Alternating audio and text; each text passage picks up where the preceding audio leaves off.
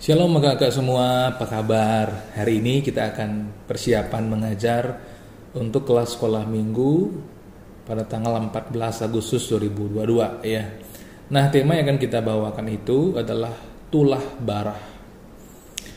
Bahannya dari Keluaran 9 ayat 8 sampai 12. Kita baca sama-sama ya. Keluaran 9 ayat 8 sampai dengan 12 yang berbunyi demikian. Tulah ke-6, barah. Berfirmanlah Tuhan kepada Musa dan Harun, ambillah jelaga dari dapur peleburan serangkup penuh, dan Musa harus menghamburkannya ke udara di depan mata Firaun. Maka jelaga itu akan menjadi debu meliputi seluruh tanah Mesir, dan akan menjadikan barah yang memecah sebagai gelembung pada manusia dan binatang di seluruh tanah Mesir. Lalu mereka mengambil jelaga dari dapur peleburan dan berdiri di depan Firaun. Kemudian Musa menghamburkannya ke udara. Maka terjadilah barah yang memecah sebagai gelembung pada manusia dan binatang, sehingga ahli-ahli itu tidak dapat tetap berdiri di depan Musa karena barah-barah itu. Sebab ahli-ahli itu pun juga kena barah sama seperti semua orang Mesir. Tetapi Tuhan mengeraskan hati Firaun sehingga ia tidak mendengarkan mereka, seperti yang telah difirmankan Tuhan kepada Musa. Amin. Ya, nah materi ini memiliki tujuan yakni supaya anak dapat mengerti bahwa Tuhan dapat memakai barang yang kecil untuk perbuatan yang besar. Nah, ini tujuan yang pertama. Supaya anak dapat mengerti bahwa Tuhan dapat memakai barang yang kecil untuk perbuatan yang besar. Tujuan yang kedua adalah supaya anak dapat mengerti bahwa sekalipun mereka masih kecil, Tuhan dapat memakai mereka melakukan perkara yang besar. Ya, anak-anak mengerti bahwa Tuhan dapat memakai mereka, itu intinya ya. Nah, kakak-kakak semua, sebelum kita lebih lanjut, mari kita lihat dulu apa yang penting diketahui oleh para guru ya. Karena sebagai guru-guru sekolah minggu dan juga remaja, kita perlu memiliki wawasan yang memadai sehingga kita memiliki background yang cukup ya. Artinya background kita yang cukup untuk melihat situasi apa yang terjadi pada waktu itu dan hal-hal yang memang penting kita ketahui untuk menangkap pesan dari firman Tuhan ini. Nah, seperti yang sering sudah kita bahas ya, tulah-tulah di Mesir adalah gambaran kebesaran dan kemenangan Tuhan Allah Israel atas ilah-ilah Mesir. Nah, ini hal yang penting sekali. Rupanya pada waktu itu bukan semata-mata pertempuran antara Israel dengan Mesir, tapi sesungguhnya pertempuran antara sesembahan mereka ya, antara Tuhan Allah Israel dengan ilah-ilah Mesir. Nah, melalui tulah-tulah itu Tuhan menyatakan dirinya sebagai pribadi yang maha kuasa dan layak disembah.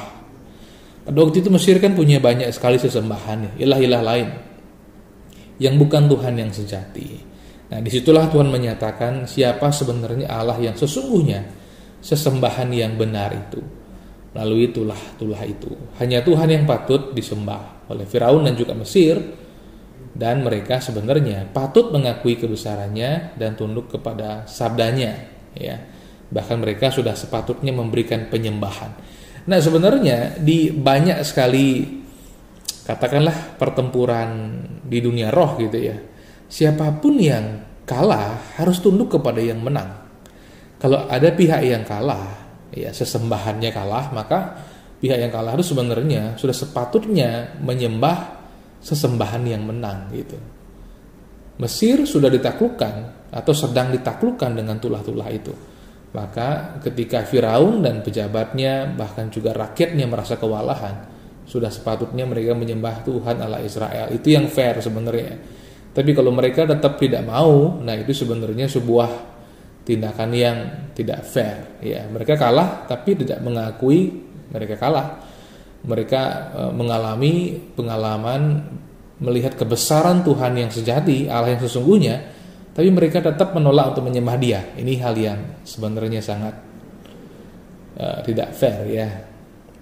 Nah, berikutnya tulah barah ini merupakan pukulan telak bagi dewa-dewa Mesir. Terkait dengan tulah ini ya, sesungguhnya di Mesir itu ada yang disebut sebagai Dewi Sekhmet ya. Dewi Sekhmet ini adalah dewi yang berkuasa atas penyakit dan penyembuhan. Dia bisa menyakiti tapi juga bisa menyembuhkan. Dewi Sekhmet namanya. Kemudian ada juga yang disebut sebagai dewa Thoth ya. Dewa Thoth ini adalah dewa pengetahuan medis Mesir. Nah, Mesir itu sangat maju di dunia medis ya pada zaman itu. Bahkan Mesir itu terkenal dengan ya praktek kedokterannya, kemudian kemampuan pengobatannya, bahkan dalam kemampuan melakukan pembedahan, penanganan gigi, dan bahkan pembuatan organ-organ palsu ya, kaki palsu, tangan palsu untuk mereka yang cacat. Sehingga dokter-dokter di Mesir itu mendapat julukan dewa-dewa atau dewa-dewi pengobatan. Luar biasa ya waktu itu. Nah, kemudian ada juga yang disebut sebagai Dewi Isis di Mesir yang adalah dewi penyembuhan. Nah, ini khusus healing ya, dewi penyembuhan. Kemudian juga ada Dewi Nephthys yang adalah dewi kesehatan. Jadi rupanya dewi kesehatan, dewa kesehatan di Mesir itu tidak cuma satu, ada beberapa ya, yakni Sekhmet, kemudian Dewi Sekhmet, kemudian Dewa Thoth, kemudian apalagi Dewi Isis ya, dan juga Dewi Nephthys ya. Jadi ketika Mesir kewalahan dengan penyakit barah ini yang menimpa ternak maupun juga manusia, di situ sebenarnya dinyatakan dewa dan dewi-dewi mereka tidak berdaya menghadapi kebesaran Allah Israel. Sebab kan tulah ini hanya ada di tanah Mesir. Di tanah Goshen, tempat tinggal orang Israel, tidak. Orang Mesir kena tulah, orang Israel tidak. Sebab orang Mesir melawan Tuhan, tapi orang Israel berlindung, bernaung di bawah naungan Tuhan Allah yang Maha Kuasa, yakni Tuhan Allah Israel pada waktu itu. Nah, kakak semua, mari kita lihat materinya ya. Apa sih barah itu sebenarnya? Ada yang mau jawab enggak? Barah itu apa? Nah, barah itu rupanya ya, ini dia. Barah itu adalah penyakit bisul sebenarnya. Nah, dalam kita membawakan cerita nanti, kita bisa mengajukan pertanyaan di awal ya. Bagus juga saya kira untuk interaksi. Apakah adik-adik tahu apa itu barah? Apa itu barah ya? Nah, barah itu rupanya semacam bisul. Apa itu bisul kan pasti mereka juga mungkin kurang begitu memahami sampai sejauh itu. Bisul itu semacam bentol ya, bentol, tapi bukan karena digigit nyamuk, bukan juga karena digigit serangga gitu, tapi karena biasanya karena bakteri atau virus tertentu gitu.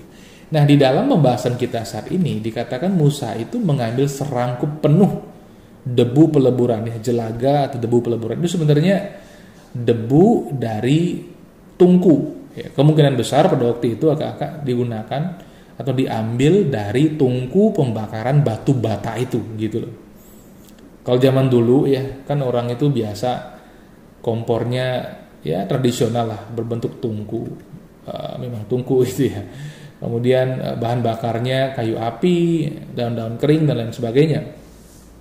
Nah, tentu pembakaran daripada kayu kering, kemudian daun-daun kering itu akan meninggalkan debu. Nah, itu yang diambil oleh Musa, serangkup penuh, artinya dengan kedua telapak tangannya Musa, debu itu, debu hasil peleburan itu, jelaga itu ya, diambil kemudian dihempaskan ke atas di hadapan Firaun gitu. Suatu profetik ya atau kenabian bahwa dengan diambilnya debu jelaga itu, debu pembakaran itu, dan dilemparkan ke atas, nah tulah dimulai. Tuhan akhirnya menerbangkan debu-debu itu gitu ya ke seluruh Mesir, dan setiap orang yang kena debu itu, dan tentunya semua orang Mesir kena, semua binatang mereka kena, menjadi kena barah, menjadi bisul, ada bentol. Kemudian bentol itu pecah dan rasanya sangat perih dan sakit. Nah, itu dia. Bahkan sampai bengkak dan juga ada nanahnya. Itu yang terjadi pada waktu itu. Sebab mereka melawan Tuhan kan gitu ya. Nah, penyakit yang barah menimpa Mesir. Karena sangat mengganggu penyakit itu. Anak-anak kecil tentu menangis. Hewan-hewan gelisah ya. Nah, di sini kita bisa kembangkan, ada anak-anak yang nangis, aduh perih, nah, dan lain sebagainya ya. Binatang-binatang juga terkena barah ini, mereka pun juga sangat terganggu sekali. Mereka gelisah di kandangnya, mereka gelisah, gerusak. Mereka juga binatang itu mengerang ya. Kalau sapi mengerang bagaimana? Waduh. Kalau apalagi kambing domba mengerang, mungkin mereka embek-embek gitu ya, tapi bukan embek-embek bagaimana, tapi embek-embek kesakitan. Nah, mari kita lihat inti ceritanya ya. Pada waktu itu Mesir dilanda barah. Barah itu bahkan tidak hanya menyerang manusia, tapi seluruh binatang di Mesir. Kambing domba diserang, lembu sapi diserang, unta diserang, semua binatang di Mesir terkena barah itu. Nah, bayangkan, binatang-binatang itu mengeluh kesakitan, mereka gelisah, tidak dapat tinggal tenang. Nah, kemudian tidak hanya binatang-binatang, orang-orang Mesir pun juga, baik Firaun, para pejabatnya, dan seluruh rakyat Mesir terkena barah itu. Ya, kok bisa ya? Firman Tuhan berkata karena mereka melawan Tuhan. Tuhan yang Maha Kuasa mereka lawan, sehingga mereka terkena barah itu. Dan hal itu harusnya ya mereka sadari kan gitu. Nah, Mesir berkali-kali kena tulah, tapi tidak juga menyadari kondisi mereka di hadapan Tuhan. Firaun tidak mau mendengar firman Tuhan. Dia bahkan berkali-kali berlaku curang. Ini seperti yang kita ketahui. Firaun itu sering sekali ketika dalam kondisi yang sangat sulit meminta belas kasihan Tuhan melalui Musa dan Harun. Ketika belas kasihan Tuhan tiba, mereka kembali, Firaun dan para pejabatnya kembali berlaku curang. Ya, tidak mengizinkan orang Israel untuk beribadah. Nah, ketika Mesir ditimpa tangan Tuhan yang kuat, Firaun selalu mengatakan hal yang demikian dan melanggar kesepakatan yang telah dilakukan, kan begitu. Nah, perbuatan Firaun yang selalu berlaku curang membuat hatinya dikeraskan. Nah, ini ada kalimat dikeraskan. Nih, apa maksudnya hatinya dikeraskan? Nah, kakak semua perlu kita ketahui ya. Apa yang Tuhan lakukan kepada Mesir itu juga terkait dengan perjanjian yang Tuhan lakukan kepada Abraham dan orang Israel sebagai pewaris daripada janji itu. Tuhan sudah pernah berfirman dengan sangat jelas kepada Abraham, aku akan memberkati orang-orang yang memberkati engkau dan mengutuk orang-orang yang mengutuk engkau. Firaun ini tidak memberkati orang Israel, tapi justru berlaku jahat kepada orang Israel dan menginginkan supaya mereka tidak bisa berkembang ya. Jahat sekali sebenarnya. Sehingga pada titik ini Firaun yang biasa mengeraskan hatinya sampai dikeraskan. Artinya hukuman mati bagi Firaun telah ditetapkan ya, dan dinyatakan pada bagian ini. Tuhan mengeraskan hatinya. Firaun ditetapkan untuk binasa sebab dia berlaku jahat kepada anak-anak Abraham, pewaris janji daripada Tuhan. Nah, pada waktu itu Musa dan Harun menghadap Firaun. Seperti biasa, Firaun memandang rendah kehadiran mereka. Ini agak-agak bisa peragakan. Firaun barangkali menaruh tangannya di dada, ya. Kemudian memandang Musa dengan tatapan sinis, dengan kata-kata yang kasar atau kata-kata yang pedas, ya. Kemudian dan memandang dengan sombong. Nah, disitulah akhirnya Musa menyatakan tulah, ya, dengan mengambil satu rangkup penuh dengan tangannya debu dari tungku kompor itu dan melemparkannya ke depan Firaun, ya. Seolah-olah itu hal yang tidak berbahaya, tapi rupanya dari situlah tulah itu bekerja, kan gitu. Sehingga mereka terkena barah atau bisul, bahkan menggelembung dan menjadi pecah, perih dan sakit sekali. Barah-barah menyebar ke seluruh Mesir, ya. Kemudian membuat semua orang Mesir dan binatang-binatang itu terkena barah itu. Kemudian setelah beberapa waktu lamanya barah itu berhenti, ya.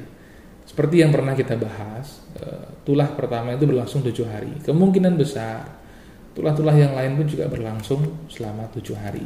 Nah, kakak semua, langsung saja kita kepada aktivitas, ya. Sebenarnya supaya seru gitu ya, bawalah sesuatu yang menyerupai debu dari tungku kompor. Tentu jangan bawa yang asli, ya, anak-anak, karena akan susah juga. Jangan membahayakan. Apa begitu yang bisa dihamburkan ke atas dan dia berterbangan? Kertas-kertas yang kecil bisa, ya. Coba gunting kertasnya kecil sampai dapat kita ambil dengan genggaman tangan, kita lemparkan. Ketika itu Musa berdiri di depan Firaun. Firaun memandang dengan sombong. Dia menaruh tangannya di dada, membusungkan dadanya, memandang rendah Musa dan Harun. Tapi apa yang terjadi? Musa mengambil debu hasil pembakaran di tungku itu dengan tangannya. Nah, kita ambillah kertas-kertas yang dipotong itu kecil itu. Dan Musa berkata, beginilah Tuhan akan menghukum Mesir dengan tulah bara. Dan Musa menghamburkannya ke atas. Wah, berterbangan kan? Dan ketika debu dari tungku pembakaran itu terkena ke kulit orang-orang Mesir dan ke binatang-binatang mereka, maka timbullah bara. Nah, bara ini bagaimana kita menggambarkannya? Bisa kita gambarkan dengan ini ya. Coba agak-agak bayangkan plastik gitu. Plastik kemudian kita tindis, orang Sulawesi bilang tindis ya. Tindis dengan jari, tapi jangan sampai tembus. Kan plastik itu akan seperti tertarik gitu. Tertarik dan ada bekasnya. Itu kita tiup, nah menjadi seperti balon kecil kan. Bisa juga langsung kita tiup di depan sehingga anak-anak melihat. Bisa juga sudah kita siapkan. Kalau langsung ditiup di depan kayaknya seru juga. Kemudian terjadilah barah di kulit mereka. Barah itu seperti ini. Langsung kita praktekkan. Plastiknya kita tusuk dengan tangan, dengan jari. Kemudian kita tiup sedikit dan kita pelintir dan terjadilah bisu. Bayangkan ada bentol seperti ini di tubuh mereka. Dan bentol ini kemudian tiba-tiba pecah. Nah, kita pukullah plastik itu dan berbunyi tak gitu kan. Ketika berbunyi tak seperti itu, waduh, rasanya perih dan sakit sekali.